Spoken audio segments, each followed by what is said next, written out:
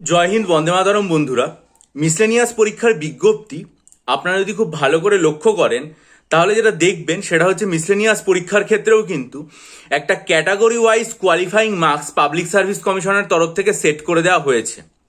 এখানে যেটা বলা হচ্ছে, the commission has fixed the following category wise qualifying marks in aggregate. Aggregate বলতে কি বলা হয়েছে? বলা হয়েছে যে রিটেন এক্সামিনেশনে আপনি যে নম্বরটা পাচ্ছেন সেটা এবং আপনার পার্সোনালিটি টেস্টে আপনি যে নম্বরটা পাচ্ছেন সেটা, এই দুটো নম্বর যোগ করে যে নম্বরটা হবে সেটার জন্য আপনি ন্যূনতম কত নম্বর আপনাকে পেতেই হবে সিলেকশনের জন্য, এটা কিন্তু তারা পরিষ্কারভাবে উল্লেখ করে দিয়েছে।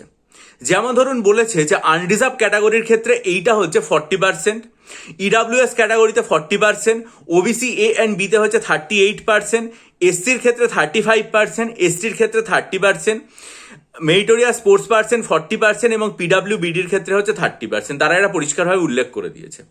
এখন আমরা জানি যে মেন পরীক্ষাটা হবে সেটা 400 নম্বরের হবে, 450 নম্বরের হবে এবং তার সাথে পার্সোনালিটি টেস্টের যে নম্বর রয়েছে 100 নম্বর সেটা যোগ হবে, ঠিক আছে? অর্থাৎ এর মধ্যে আপনাকে পাস করতে গেলে 40% নম্বর যেটা রয়েছে সেটা অবশ্যই পেতে হবে আনরিজার্ভ এবং ইডাব্লিউএস এবং মেরিটোরিয়াস স্পোর্টস পার্সেন্টের ক্ষেত্রে। ওবিসি এবিতে 38% পেতে হবে, এসসির ক্ষেত্রে পেতে হবে 35% এবং এসটির ক্ষেত্রে আর পিডাব্লিউবিডির ক্ষেত্রে 30% মার্কস পেতে হবে।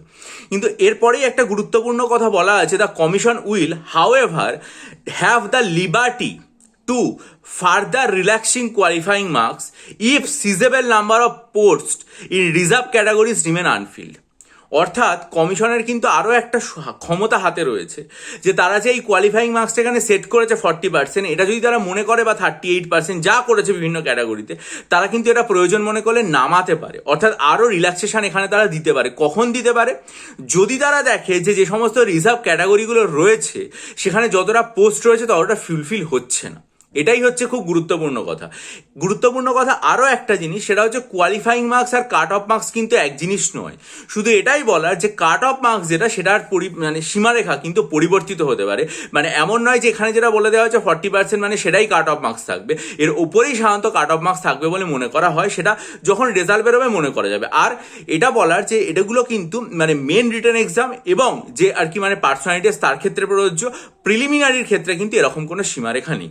আপনারা একবার দেখে নেবেন এই ক্যাটাগরাইজ কোয়ালিফাইং মার্কস, এটা খুব গুরুত্বপূর্ণ।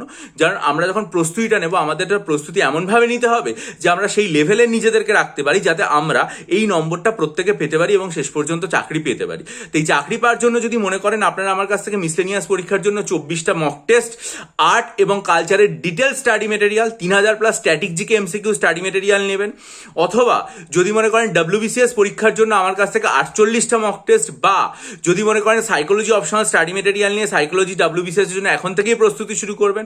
অথবা ডেসক্রিপটিভ বাংলা, ইংরেজি এবং অঙ্কের স্টাডি মেটেরিয়াল, যেগুলো একই সাথে আপনার ডাব্লিউবিসিএস এর ক্ষেত্রেও কার্যকরী আবার মিসলেনিয়াসের ক্ষেত্রেও কার্যকরী, সেটা নেবেন। তাহলে ডিসক্রিপশন বক্সে আমার ইমেল আইডি দেওয়া রইলো, সেটা দেখে আমার সাথে যোগাযোগ করুন। বহু পরীক্ষার্থী নিয়ে উপকৃত হয়েছেন, আশা করি আপনারাও উপকৃত হবেন। এবং প্রত্যেকটা ভিডিওর লিঙ্ক আমার চ্যানেলের পোস্ট সেকশনে যে লেখাটা দেওয়া আছে, সর্বশেষ লেখা তার সাথে দেওয়া আছে। ভিডিওটা আপনারা মনোযোগ দিয়ে দেখে আমার সাথে ইমেলের মাধ্যমে যোগাযোগ করুন। ভালো থাকুন, বিজয়ী হন, সফল হন। চ্যানেলটা সাবস্ক্রাইব করে বেল আইকন প্রেস করুন। আপনাদের মূল্যবান মতামত দিন, হাইপ করুন এবং ভালো থাকবেন।